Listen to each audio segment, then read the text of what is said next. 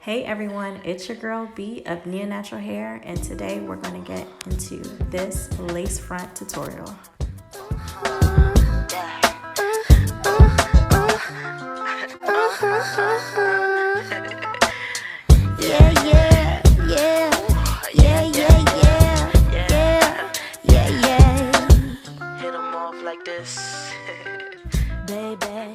Today we're going to be working on a crochet lace front wig. The wig cap that I'll be using is from the Make Your Own U-Part wig line. I got this wig cap at my local beauty supply store. I decided to go with this wig cap because I felt that it was really good for beginners or people that kind of want that lace front look without having to do a whole 13 by 4 or 5 or even 6 kind of lace front. It gives you that whole entire ear to ear look, and then you just kind of have to focus on your part. And in this wig, we'll be working on the middle part. Here is the wig off of the canvas head. It's very light, breathable, very airy. This is another reason why I like this wig. I also like this wig because you don't have to make your own wig. I know there's a lot of other amazing YouTubers out here that showed a tutorial similar to this, and I just really didn't want to have to use a crochet wig and sew a lace material on myself. Another reason why I like this wig is because it does have small holes in it, so your crochet needle can indeed just slip through without, any trouble. Now the wig cap does come with combs that you can sew on yourself, but I do suggest getting a thick elastic band so that you can sew once you're completed your lace front wig. So the hair that we'll be using is Freetress's 3-time braid Yaky bounce hair. Now I'm sure you guys have either seen this hair or used it yourself. I believe it's one of the best hair for crochet. It is very easy to use. It is very forgivable. I know that from a stylist point of view, this is one of the #1 hairs that I use for my clients. It's even great for those that have never had synthetic or crochet hair before and they're trying to get into that, that look. Now, the hair comes in 3 small bundles in the pack. I do suggest that you prepare the individual strands before starting. I took the rubber bands off, as you can see here, and then I just take about 1 to 2 strands in my hands and separate it into smaller sections, and then I just start in this back area. Now for each section, I would say I separated each strand into about 8 to 9 pieces. If you need a frame of reference, that's about how small I went as far as the strands. When installing into the back of the wig cap, I did kind of go in with like a bricklayer method. So I installed the first row, and then the next row I just made sure I installed in between the previous row to make sure I have as much coverage as possible without giving the hair a really bulky look. Now, working on this first section, I am using a pretty small latch hook needle. I'll go ahead and link down below in the description section a pack of needles you can actually grab from Amazon. It comes with about, I want to say about 5 different size needles. This is a great pack because I used the 3 smallest needles actually that it comes in. This is the first night that I finished working on this wig. As you can see, I already started working on the front of the lace section. I do not recommend doing that. I kind of got anxious and really wanted to just kind of let my creativity flow. I would actually recommend doing what I'm doing now and finishing the whole entire back before moving on to the lace portion of the wig. Now this is day 3 of me working on the wig. I finally finished the back.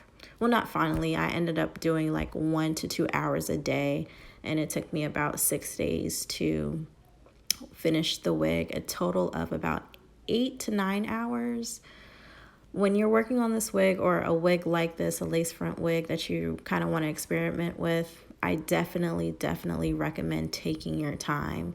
A lot of people have said, you have a lot of patience to work on something like this, but the honest truth is it was really just relaxing. I was not rushing. I didn't have a deadline to finish this wig, or for anybody or for myself or anything like that. So I think that's also key. So again, moving back to that front area, just practicing my ventilating or crocheting, as you would say, or some people would say. And now I'm moving on to the second portion of the net. Now here I'm moving to a different size needle. Can't really see it that well, but once you guys see the link that I post in the description section, you'll definitely know what latch hook that I'm using here. This is actually going to be the latch hook that I'm going to be using for the remainder of the install. It's a little bit flimsy, but once you kind of get used to it, you'll be fine. So in this area, I'm kind of prepping the strand, separating it multiple times before I kind of let it sit on my finger. And starting from this section, I'm going to just grab a few strands as opposed to, I believe it was probably like 8, 9, or 10 strands in the first portion of the wig. I decided to crochet some hair around this band here that you see me working on. I find that if I do this wig again, I'll probably do the same thing, but maybe add a little bit more hair around that band to ensure that you're getting enough coverage. Now, once I finish this section, you'll move on to that lighter, that black net area that you see there. I'm gonna be using the same needle, same technique. From here on out, I'm just going to make sure that I'm using about, I want to say 4 to 5 strands per knot.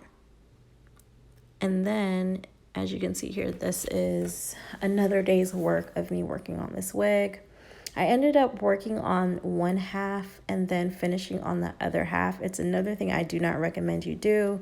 Going back to what I said earlier, I definitely recommend you finishing the whole entire back portion and then gradually working your way to the front all together. The reason being is that although the wig came out really, really good, even better than I thought it would, I had to constantly go to the other side that I finished to try to mimic the side that I was working on, and you'll see that here.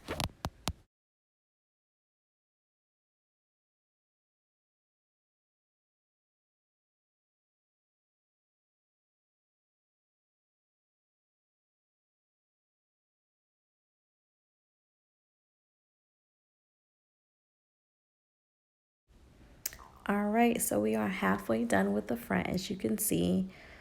Now, doing this, I learned that it goes a long way to go from about 3 strands to 2 strands to 1 strand.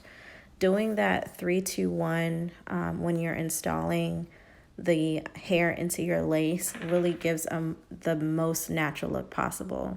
When I first started this first half of the lace, I wasn't doing that, and I quickly kind of caught on to that gradient look on how to give that the most natural look possible.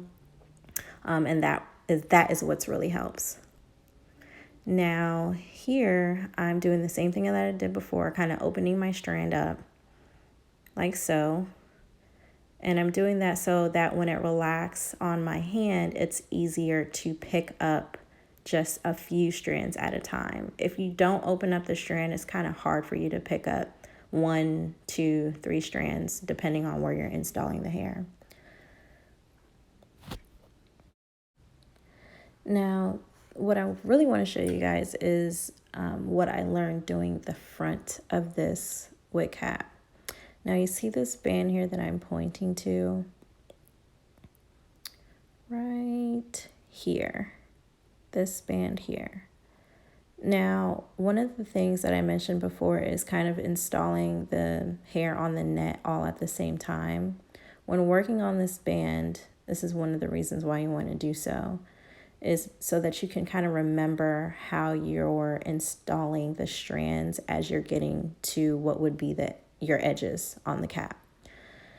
And as you're working your way up like so, you want to go from about adding, I did about 4 or 5 strands at that thick strand or that base right there. And then as I worked my way up, I went from 4 to 5 to 3 to 2 to right at the edge. I just installed 1 strand at a time. And you can kind of see that on the side that I have already finished. So what we're going to do now is just install. You probably can't really see it well, but what I'm doing here is I'm installing that 4 or 5, sometimes probably even 6 strands right at the base so that it's thick enough to cover that thick black band that's right there. And once I get, as you can see, the strand there, or the strand, sorry. Once I get a few strands in, I'll work my way up.